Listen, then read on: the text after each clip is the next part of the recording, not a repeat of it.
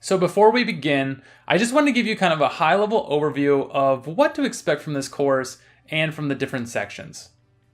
So in the first section, we're going to be really talking about just installing Unreal, getting the right version up, and ultimately understanding the UI and the navigation within it. So just a high level, let's get it installed, let's get it working.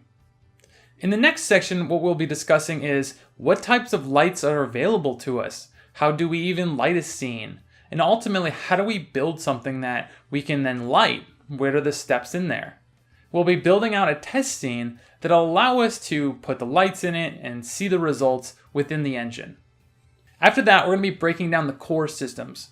We're going to be breaking down the menus and settings that are going to lead us to ability to light our very first map.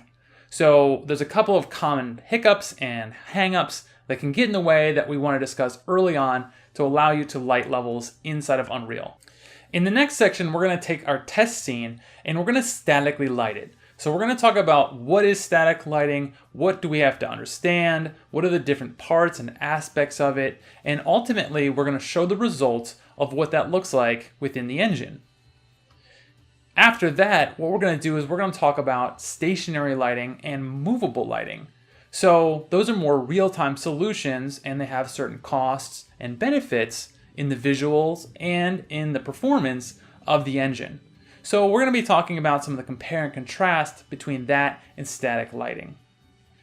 So after that, we're going to do more of a workshop. We're going to actually pull assets off of the Unreal Marketplace and build a production-ready level and then light it statically so we can understand a little bit better the process and some of the fine-tuning that comes with lighting a scene at a bigger scope. We're then going to make a workshop map of a real-time solution.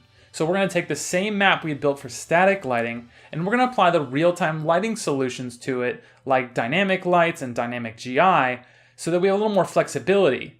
Within that map though, we're also going to light it for daytime and nighttime just to give you guys some more options and a little bit more experience on lighting for different times of day.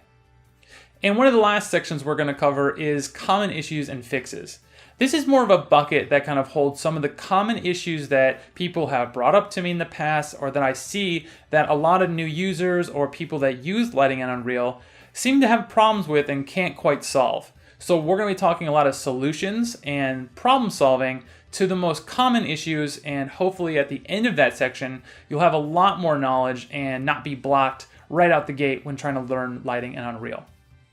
Finally, we have a conclusion section which kind of wraps the entire course up, and that allows us to just talk about where you guys are at and what you're thinking and ultimately next steps, the things that you should pursue and keep learning about. So that'll wrap it up for our overview. Ultimately, you guys should, at the end of this course, have a very solid understanding of how to light inside of Unreal for multiple different scenarios with some real experience and understand a lot of the common pitfalls that happen inside lighting. So again, I am excited to get it going, and I'll see you guys inside.